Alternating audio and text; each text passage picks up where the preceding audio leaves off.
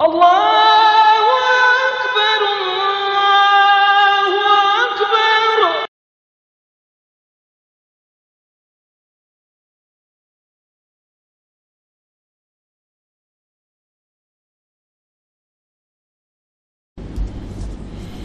Assalamualaikum warahmatullahi wabarakatuh. A'udzu billahi minasyaitonir rajim. Bismillahirrahmanirrahim. Alhamdulillahi rabbil alamin. Wassalatu wassalamu ala Rasulillah wa ala alihi wa sahbihi ajma'in. Rabbi syrah li sadri wa yassir li amri wahlul 'uqdatam min lisani yafqahu qawli. Subhanaka la ilma lana illa ma 'allamtana innaka antal alimul hakim. Wa la hawla wa la quwwata illa billahil aliyyil azim. Muslimin muslimat ini rahmati Allah. Alhamdulillah, kita bersyukur pada Allah Ta'ala dengan rahmat Allah mengizinkan kita hadir ke masjid pada malam ini bagi menunaikan salat fardu maghrib dan isya secara berjamaah, insyaAllah. Mudah-mudahan diterima oleh Allah Ta'ala.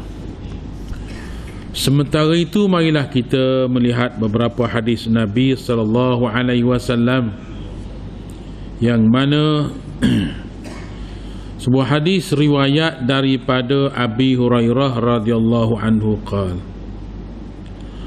qala Rasulullah sallallahu alaihi wasallam la tahasadu wa la tanajashu wa la tabaghadu wa la tadabaru ولا يبيع بعضكم على بيع بعض وكونوا عباد الله إخوانا. المسلم أخو المسلم لا يظلمه ولا يخذله ولا يحقره. التقوى ها هنا. ويشير إلى صدره 3 مرار bihasbi mri'in minasyarri an yahqira akhahu. Sadaqa Rasulullah sallallahu alaihi wasallam. Abu Hurairah radhiyallahu anhu berkata bahawa Rasulullah sallallahu alaihi wasallam bersabda, janganlah kamu saling mendengki satu sama lain. Janganlah menaikkan harga-harga dengan tawaran-tawaran palsu. Jangan saling membenci satu sama lain. Jangan memalingkan muka satu sama lain. Jangan menawarkan barang yang sedang ditawar oleh orang lain. Dan jadilah hamba Allah yang bersaudara. Seorang Muslim adalah saudara bagi Muslim yang lainnya. Janganlah menzaliminya dan jangan membiarkannya dizalimi oleh orang lain. Juga jangan menghinanya. Taqwa itu ada di sini. Baginda mengatakan ini 3 kali sambil menunjukkan ke dada baginda. Cukuplah seseorang dikatakan jahat apabila ia menghina saudaranya yang Muslim. Setiap Muslim itu setiap Muslim atas Muslim yang lainnya adalah haram darahnya, hartanya dan kehormatannya. Hadis riwayat Muslim. Nomor hadis 6541. keterangan. Jangan menaikkan harga-harga dengan tawaran palsu, iaitu seseorang menawarkan barang dengan harga tinggi padahal ia tidak suka barang itu. Ia berbuat begitu hanyalah untuk menipu pembeli yang lain agar membelinya dengan harga yang tersebut. An Abi Hurairah radhiyallahu anhu anna an-nabiy sallallahu alaihi wasallam qala iyyakum wal hasada fa innal hasada ya'kulul hasanat kama ta'kulun narul hatab atau qala al-ushbah. Rawahu Abu Dawud. Dari Abu Hurairah radhiyallahu anhu meriwayatkan bahawa Nabi sallallahu alaihi wasallam bersabda, jauhilah iri hati, kerana sesungguhnya iri hati itu akan memakan amal-amal kebaikan sebagaimana api membakar hangus kayu atau rumput yang kering. An Abi Humaidin As-Sa'idi radhiyallahu anhu anna an-nabiy sallallahu alaihi wasallam qala la yahillu limri'in an ya'khudha 'asa akhihi bighairi thibi nafsin minhu. Rawahu Ibnu Hibban. Dari Abu Humaid radhiyallahu anhu meriwayatkan bahawa Nabi sallallahu alaihi wasallam bersabda, tidak halal bagi seseorang mengambil tongkat saudaranya tanpa kerelaan hatinya, yakni tanpa izinnya. Hadis riwayat Ibnu Hibban.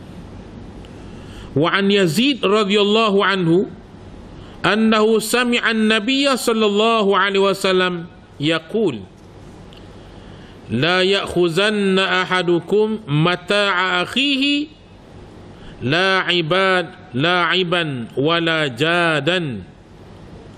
Rawahu Abu Dawud. Dari Yazid radhiyallahu anhu meriwayatkan bahawa ia mendengar Nabi sallallahu alaihi wasallam bersabda, tidak boleh seseorang di antara kalian mengambil barang milik saudaranya tanpa izinnya, apakah saudara main-main ataupun sebenar-benarnya. Sadaqa Rasulullah sallallahu alaihi wasallam. Baik tuan-tuan muslimin muslimat yang dirahmati Allah, dalam beberapa hadis yang kita baca sekejap tadi, antara lain Nabi sallallahu alaihi wasallam memberi ingatan kepada kita supaya memuliakan saudara kita sesama Islam. Karena orang-orang Islam adalah orang yang dimuliakan oleh Allah Subhanahu wa taala. Apabila seseorang itu mengucap dua kalimah syahadah ataupun dia menganut agama Islam, sama ada baru masuk Islam ataupun Islam asal, tak keturunan, maka dia ada kemuliaan di sisi Allah Subhanahu wa taala. Sebagaimana Nabi sallallahu alaihi wasallam menyatakan, la tahasadu. La tahasadu, jangan kamu saling berhasad dengki. Kerana berhasad dengki ini ialah salah satu daripada perkara yang boleh merosakkan masyarakat. Punuh ganuh habis masyarakat. Kenapa? Kerana hasad dengki. Bila ada dengki sahaja dalam hati, maka dia sanggup buat apa sahaja. Begitu juga tuan-tuan, bagaimana golongan Yahudi dan Nasara. Mereka tidak beriman kepada Nabi Muhammad sallallahu alaihi wasallam kerana dengki yang menebal dalam hati mereka.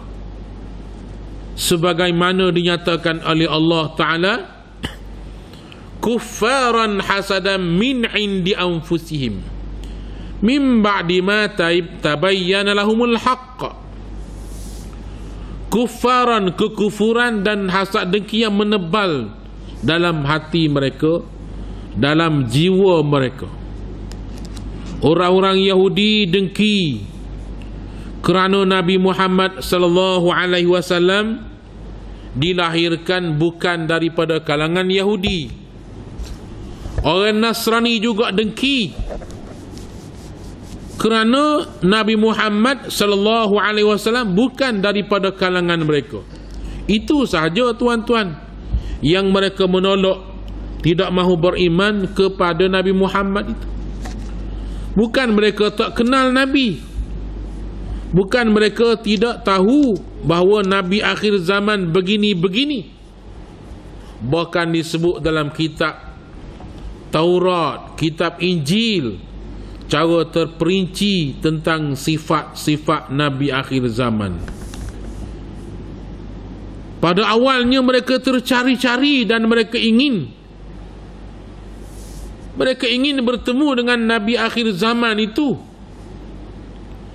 Setelah mereka tunggu, tiba-tiba dengar berita Nabi akhir zaman lahirnya di Mekah sana. Lantas mereka membohongi dan mendustakannya. Kenapa? Kuffaran hasada min indi anfusihim, karena kekufuran dan hasad dengki yang menebal dalam hati mereka. Begitu juga tuan-tuan, iblis laknatullah tidak mahu bersujud kepada Adam. Tak kalau Allah Ta'ala perintahkan iblis itu, Allah perintahkan sekalian malaikat bersujud kepada Adam, fasajadu illa iblis aba wastakbara wa kana minal kafirin. Semua para malaikat patuh kepada perintah Allah, bersujud hormat kepada Adam, melainkan iblis dia tidak mahu sujud kerana kedengkiannya, dendamnya, ataupun keegoan, takabur. Aba wastakbara, dia enggan dan membesarkan diri, tak mahu sujud kepada perintah Allah. Lalu menjadilah dia kafir buat selama-lamanya kerana sifat dalam hati dia ada keegoan dan takabur. Dikala Allah Ta'ala bertanya kepadanya, ma mana'aka alla tasjuda iz amartuk, apa yang menghalangmu daripada bersujud kepada Adam dikala aku perintahkan kamu berbuat demikian? Lalu dia berkata, ana khairum minhu khalaqtani min nar wa khalaqtahu min tin. Apa yang menghalangmu daripada sujud kepada Adam? Maka dengan penuh kesombongan dan keegoan, iblis menjawab, wahai Allah, aku lebih baik daripada Adam. Engkau jadikan aku daripada api dan engkau jadikan Adam daripada tanah. Maka sifat-sifat begini tuan-tuan yang boleh merosakkan seseorang itu. Padahalnya iblis itu beribadat sekian lama atas langit sana. Bahkan dia berada di tempat yang tinggi, doanya makbul. Tetapi kerana sifat-sifat yang merosakkan ini ada dalam diri dia, maka dia jadi merosak, rosak, dan akhir sekali dia menjadi insan yang kufur, menjadi makhluk yang kufur kepada Allah. Maka sifat-sifat itu dilarang oleh Nabi sallallahu alaihi wasallam. Antaranya la tahasadu, jangan kamu saling berhasad dengki. Wala tanajashu, dan jangan kamu saling benci membenci. Jangan menaikkan harga-harga barang. Maksudnya di sini ialah dengan tujuan nak menipu saudara yang lain. Bila tipu seseorang ni tuan-tuan, bermakna dia tidak memuliakan. Kalau seorang tu kita memuliakan saudara kita, kita tak akan tipu dia, dan kita bersikap jujur dengan dia. Kita tak berani nak berdusta dengan dia, bahkan tidak akan bermasa muka. Tapi bila bermasa muka, jumpa tu paling kelain dengan riak muka yang tak senang, semuanya ni adalah boleh merosakkan masyarakat. Lebih-lebih lagi individu yang membenih sifat kebencian dan mementingkan diri sendiri itu. Sebaliknya Nabi SAW menyatakan, wa kunu ibadallahi ikhwana. Jadilah kamu hamba Allah yang bersaudara. Jadilah kamu sebagai hamba Allah yang bersaudara. Bagaimana kita adik-beradik tuan-tuan, adik-beradik yang saling hormat menghormati. Kita ada masalah, adik-beradiklah yang tolong. Tak. Adik-beradik kita ada masalah, kitalah yang tolong. Kalaulah saudara kita pegang molek persaudaraan, silaturrahim ni, sudah tentulah kita menjadi sebuah keluarga yang kuat, sebuah keluarga yang teguh, yang dimuliakan. Maka begitu jugalah dalam sebuah keluarga yang baik, yang jaga akhlak dalam pergaulan, dalam perhubungan sesama adik-beradik, akan dimuliakan dalam masyarakat.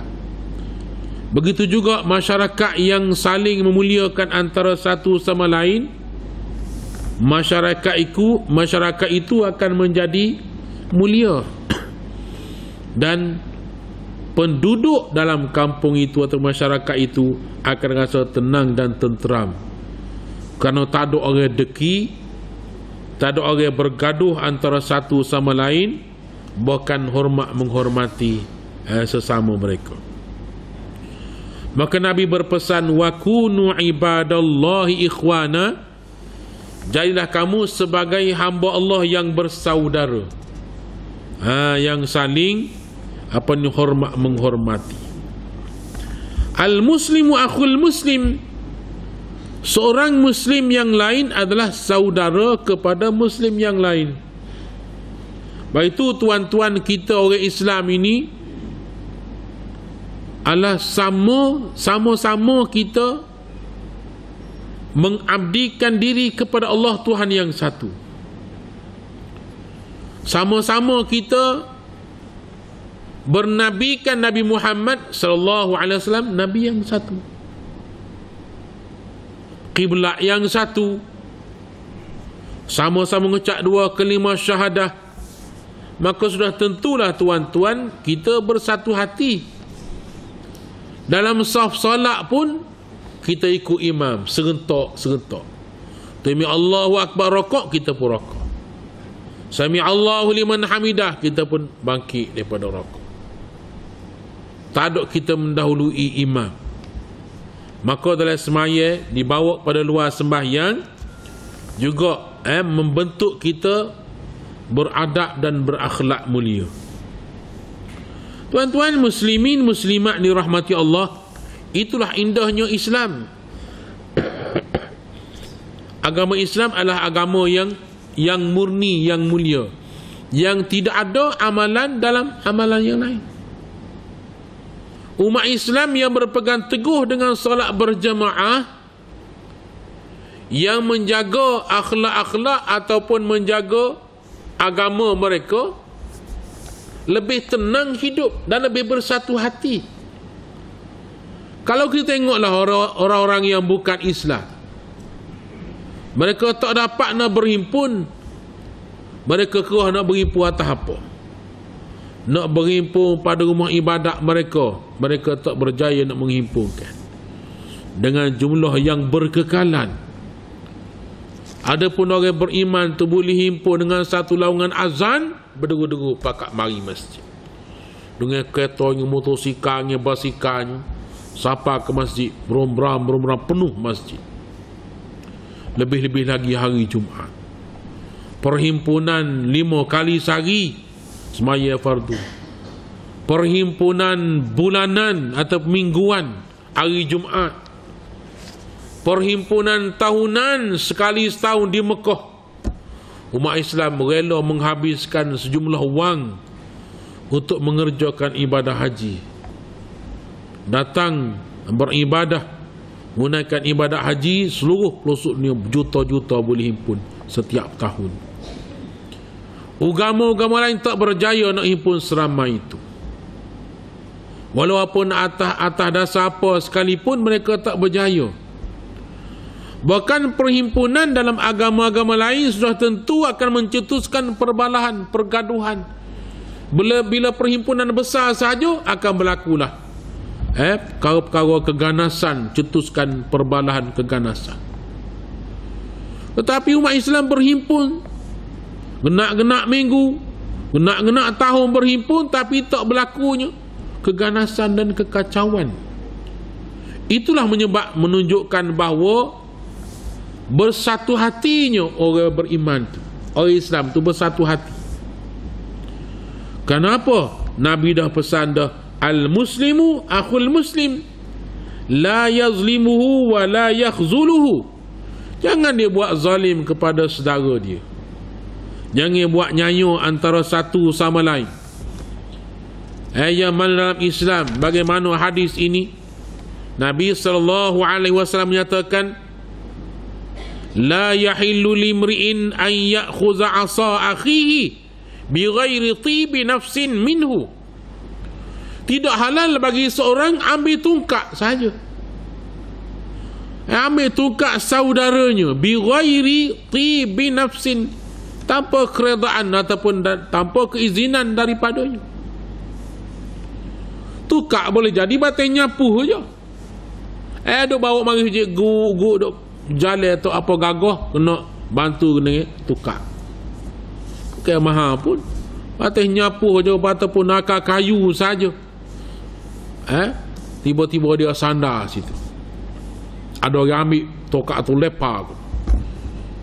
Mari saudara kita ni cari tukak nak jalan ala balik, tak ada tukak. Dia pun rasa kecil hati saja. Maka orang jual lepas tukak tanggung dosa dah. Tidak halal kata Nabi.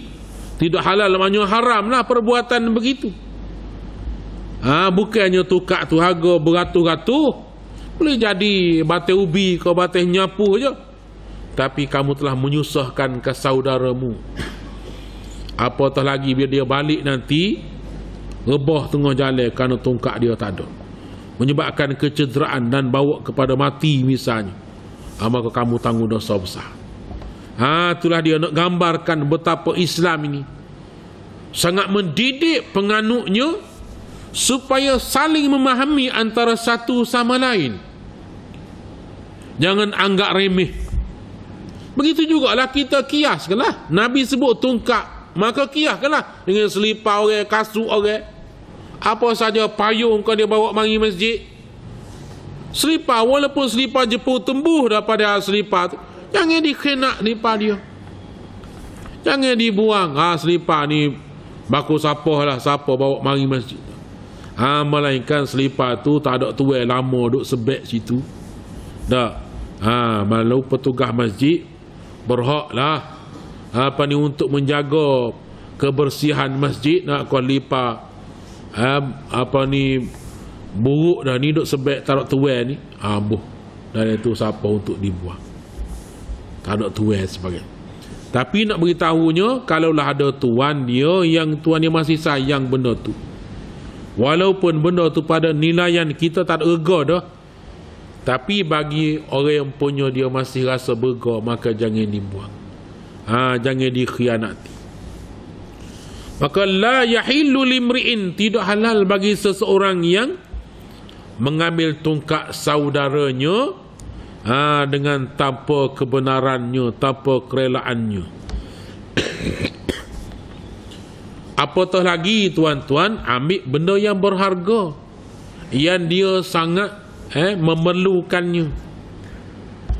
Maka Nabi SAW menyatakan dalam sebuah hadis riwayat daripada Abu Hurairah radhiyallahu anhu, iyyakum wal hasada. Iyyakum ni makna hindarkan diri kamu, beringat-ingat kamu, berjaga-jagalah kamu, hindarilah kamu apa dia? Wal hasada, daripada hasad dengki. Fa innal hasada, sesungguhnya hasad dengki itu ya'kulul hasanat, dia boleh memakan amal-amal soleh, boleh memakan kebajikan kamu. Kama ta'kulun narul hatab, Nabi pun buat perbandingan, hasad dengki itu boleh menghanguskan kebajikan kamu sebagaimana kamu tengok api menghanguskan kayu yang kering. Kayu yang kering, daun yang kering, tiba-tiba cucu api lu nyala sementara. Musim-musim kemarau misalnya, lepas putus rokok je, kereta ni buka cermin kereta puh lepas putus rokok, atas daun selah je tak. Oleh kerana suasana kering panas, lau nyala selah pas jakit habis. Hutan, kebakaran hutan. Bagaimana berlaku kebakaran di Kalimantan ataupun di Indonesia, kena nak tahu sampai jerbu sampai ke negara kita, kebakaran yang besar berlaku, merosakkan habis alam sekitar, hingga kadang-kadang penerbangan pun terjejas kerana jerbu yang tebal, menyebabkan sistem pernafasan terganggu, menyebabkan penyakit paru-paru dan sebagainya. Kenapa? Terbakar asap tadi. Maka begitulah nak gambarkan bahawa amal soleh kamu akan hangus dek kerana hasad dengki tadi. Dan bila hangus pula mudaratkan kamu. Antaranya lagi hari kiamat nanti kamu duk angan-angankan banyak amal soleh. Kamu semaya tak tinggal, kamu duk baca Quran, kamu mengatik zikir, buat baik dengan orang tu, buat baik dengan orang ni, tapi ada kamu duk membenihkan perasaan hasad dengki dalam hati. Dengki kat orang tu, dengki kat orang ni. Kerana dengki sekarang ni tuan-tuan boleh berlaku apa sahaja. Orang sanggup bunuh, orang sanggup guna sihir kerana dengki dia. Hasad dengki sanggup sihir, sanggup pergi ambil obat dengan Tok Cha, sanggup pergi ambil bahan-bahan penyok mati bunuh dan sebagainya, menyebabkan jadi syirik, ilmu hitam sebagainya. Rosak habis. Asalnya dengki je, dah dengki kepada kawan tu, lalu dia pun guna sihir, dia pergi ambil berbagai-bagai bahan-bahan nak sihir orang, guna minyak mati bunuh sebagainya, akhir sekali jadi kufur, jadi syirik, berkekalan dan neraka dah pula. Dah lah amalan soleh habis hangus dah. Amalkan sihir pula akbarul kabair, ialah sebesar-besar dosa besar ialah sihir. Dan sihir-sihir ini boleh menyebabkan jadi syirik. Dan sesiapa yang ada dalam hati dia syirik, walaupun sebesar debu, dia akan masuk neraka. Wal'iyaz billah min zalik. Maka rosak habis. Kenapa? Dengki tadi. Itulah bahayanya hasad dengki. Hingga kan Nabi kata, iyyakum wal hasada, fa innal hasada ya'kulul hasanat kama ta'kulun narul hatab. Au qala al-ushbu, yang mana sebagaimana api menghanguskan kayu yang kering. Tengok satu ketika dahulu pondok terbakar tak? Pondok Pasir Tumbuh penuh terbakar. Pondok Gelemah penuh terbakar. Dia terbakar tidak sebuah sebab pondok itu daripada kayu. atak pula atak sagu misalnya, maka dia nyala agak jakit. Bomo mari nak sembuh tu habis dah 340 buah pondok habis. Kerana kayu yang kering, atap yang kering hangus sekejap. Maka begitulah gambaran nak nyatakan bahawa cepatnya hangus bagi amalan bajikan kita tu kalau ada hasad deki. Maka jangan ada hasad deki, bahkan kita kena berhusnuzan, bersangka baik dengan orang. Bahkan Nabi ajar pada kita, orang mukmin apabila saudaranya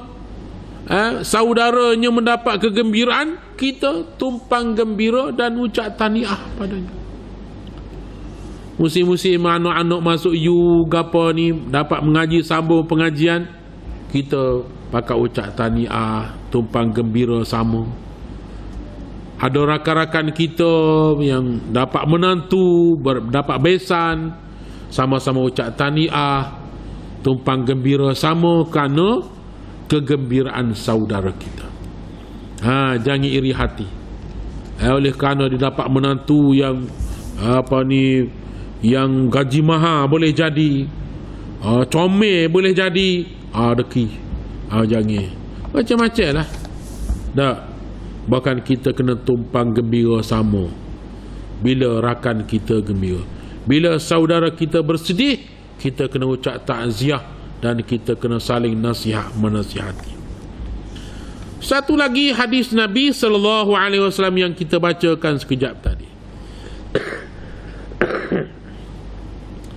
yaitu an Yazid radhiyallahu anhu annahu sami'a an-nabiy sallallahu alaihi wasallam yaqul la ya'khuzanna ahadukum mata'a akhihi la'iban wala jadan.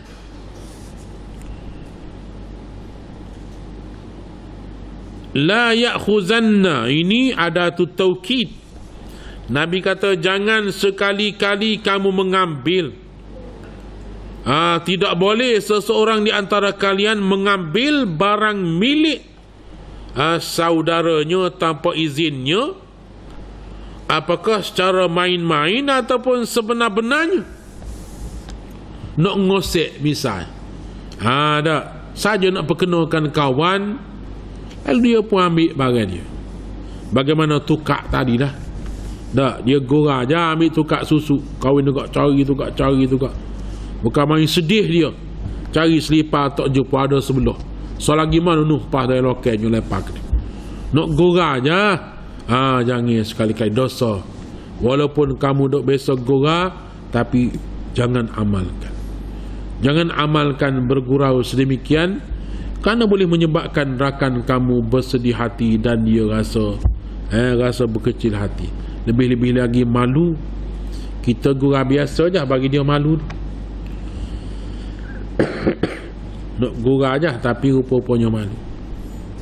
Misalnya kita makanlah besok buat contoh, kita makan nasi gepak kenduri ke dalam hidangan. Mari sini daging tu, daging kutuk tu dia tak makan, dia talih dia nyakit gatal. Padahal kawan tu nak lolol. Malu saya ustaz. Saya nak makan sangat, tiba-tiba dia kata gitu, saya tak ambil pakai sup. Pas makan dengan apa? Dengan kuah, dengan sambal. Malu. Dari hati dia nak ambil ikat ayam, dia tak boleh makan ayam dia. Nak ambil sayur, tak boleh makan dia ada gaut. Jadi pada kawan itu tak ada masalah pun, tapi nak malukan depan orang ramah. Jangan sekali-kali. Itu Nabi beri amaran, jangan sekali-kali kamu walaupun dalam keadaan nak bergurau-gurau je, nak gurau je. Dalam keadaan gua senda je, nak murah biasa duduk gurau. Tapi kalau dua-dua tu tak apa, ni kau depan orang ramah menyebabkan marwah dia, menyebabkan rasa malu dia, maka kamu kena tinggalkan, jangan amalkan sedemikian. An Abdurrahman bin Abi Layla rahimahullah qala haddatsana ashabu Muhammad sallallahu alaihi wasallam annahum kanu yasiruna ma'an nabiyya sallallahu alaihi wasallam fanama rajulun minhum fantalaqa ba'duhum ila hablin ma'ahu fa'akhadhahu fafazi'a faqala an-nabiy sallallahu alaihi wasallam la yahillu li muslim an yurawwi'a musliman, rawahu Abu Dawud.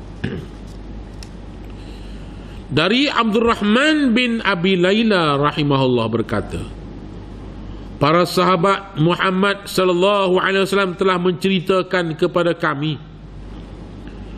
bahwasanya mereka pernah melakukan sesuatu perjalanan bersama-sama dengan Nabi sallallahu alaihi wasallam. Lalu ada seorang dari mereka yang tidur. Maka sebahagian mereka ada yang mendatanginya lalu mengambil tali miliknya, menyembunyikannya dengan maksud bergurau. Ketika orang itu bangun, ia merasa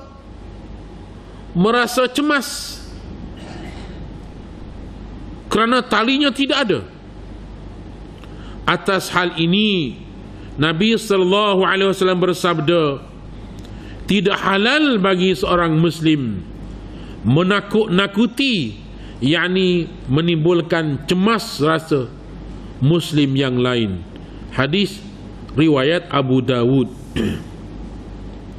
Ini siapa tali pun tu, tali.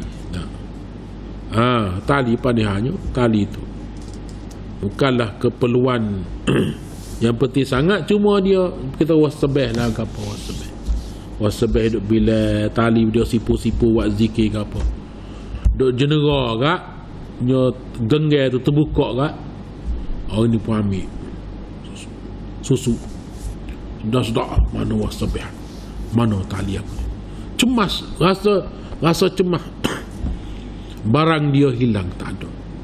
Oh tu walaupun benda tak berguna, tapi kalau tuan-tuan saya benda tu bila tak ada berasa cemas, tercari-cari tu menyebabkan timbul rasa cemas, keluh kesah tu haram dah kita. Yang sepatutnya kita memberikan rasa gembira pada rakan kita, kita saling menolong. Tiba-tiba kita buat sesuatu yang menimbulkan rasa cemas dia, rasa rasa sedih dia, bimbang sebagainya, maka ia suatu dosa. Apatah lagi menyebarkan berita-berita palsu yang menyebabkan rasa sedih, menyebabkan rasa putus asa dan sebagainya kerana berita tak betul disampaikan. Maka hindarkanlah. Baik, kesimpulannya tuan-tuan, hadis-hadis yang kita baca pada malam ini, betapa sayangnya Nabi kita sallallahu alaihi wasallam kepada umat baginda. Nabi beritahu belaka benda sebesar-besar perkara, sehingga sekecil-kecil perkara pun kamu kena jaga, kena hormat, kena muliakan sesama kita. Kena muliakan sesama kita. Apatah lagi benda-benda yang boleh menimbulkan kekacauan, kekurahan dalam masyarakat. Maka oleh itu tuan-tuan, kunu ibadallahi ikhwana, jadilah kamu hamba Allah yang bersaudara. Dengan persaudaraan itu boleh membawa kita ke syurga. Mana tahu tuan-tuan, di hari kiamat nanti kita bermasalah, kita ada masalah pada masa nanti, tiba-tiba saudara kita ni mari tolong kita, bimbing kita ke syurga, kita tak tahu. Sebagaimana hadis Nabi beritahu bahawa seseorang ni pernah beri minum air je ke dia, pernah beri minum air telaga je. Dengan sebab beri minum air telaga tu, maka dia saat akhir dapat masuk syurga Allah, dapat syafaat. Dapat syafaat orang yang dia pernah beri minum air itu. Dia tak ingat dah. Tiba-tiba mari pertolongan rahmat daripada Allah. Kita pun sama-sama masjid, siapa tahu Hari kiamat nanti hamba ada masalah, tiba-tiba tuan-tuan ngadu pada Allah, wahai Allah, hamba selalu duk jumpa dengan dia di masjid Lundan. Itulah kesihanilah dia, tolong maaflah dia. Dia ada mari jemaah sama-sama kita, hamba jadi saksi dia juga. Sentiasa boleh alik ke masjid. Boleh jadi dengan kata-kata tuan-tuan, hamba mendapat syafaat, mendapat rahmat Allah, masuk ke syurga. Itu juga sama-sama kita. Sebab kita tak tahu siapa, melalui siapa kita mendapat mendapat syafaat, mendapat pertolongan Allah. Saling tolong menolong. Lepas tu sehingga kan ada yang menyatakan bahawa kamu kena ada sianu-sianu. Yang mana sianu-sianu tu ahli syurga. Masa dunia dulu kamu kena ada dia. Pernah tak bertemu dengan dia, pernah tak bersalaman dengan dia. Sampai ke peringkat itu. Ruang-ruang yang Allah Ta'ala nak beri syafaat, nak beri pertolongan itu. Moga dah timbal-timbal amalan pun bermasalah, tanya lagi, nak tolong juga biar boleh masuk syurga juga. Pernah kau tidak begini-begini? Subhanallah. Baiklah tuan-tuan, rahmat Allah Ta'ala sangat-sangat luas. Kita dengar dari hadis Nabi beritahu, seseorang itu beri minum air kepada anjing pun Allah Ta'ala beri rahmat dan keampunan kepadanya, boleh masuk syurga. Anjing padahal. Dan boleh jadi tuan-tuan beri makan minum kepada binatang ternak tuan-tuan. Beri minum, memakai kau kucing. Tak, tuan-tuan ada pergi kucing, kau beri makan kau kucing semua. Dengan rahmat Allah Ta'ala boleh jadi dapat masuk syurga Allah. Yang penting ialah kita hindari dah benda-benda merosakkan amal soleh tadi. Lama amal soleh tu tak pakai kerja, amal soleh tak pakai kerja. Apa dia? Ada hasad deki, ada dendam kesumak dalam hati kita. Bagaimana tuan-tuan perwaya satu reban beratus-ratus ekor ayam banyak, tapi ada musai juga dalam tu. Tengok ayam pas sekor tak ada apa dia. Rupa-rupanya musai kita perah juga duduk sekali dengan ayam. Habis licin. Betul juga. Amal soleh kita buat, tiba-tiba kita perah juga, panggah hasad deki ada dalam hati kita. Berdendam kesumat, mengumpat pun ada. Maka habis licin amal soleh. Jangan disalahkan sesiapa hari kiamat nanti, kerana kita sendiri merosakkan amal-amal soleh. Mudah-mudahan Allah Ta'ala merahmati kita semua dan mengampunkan dosa-dosa kita, masukkan di kalangan mereka hamba-hamba ya Allah yang saleh, insyaAllah. Pada itulah tuan-tuan dapat menyampaikan untuk kali ini. Mudah-mudahan Allah Ta'ala merahmati kita semua. A'udzubillahi minasyaitanirrajim. Bismillahirrahmanirrahim. Alhamdulillahi rabbil alamin. Wassalatu wassalamu ala rasulillah wa ala alihi wa sahbihi ajma'in. Allahumma inna nas'aluka ilman nafi'a wa amalan mutaqabbala wa qalban khashi'a wa wajhan munira wa tawfiqan hasana wa taubatan nasuha. Rabbana atina fid dunya hasanah wa fil akhirati hasanah wa qina azaban nar. Wa sallallahu ala sayyidina Muhammad wa ala alihi wa sahbihi wa sallam.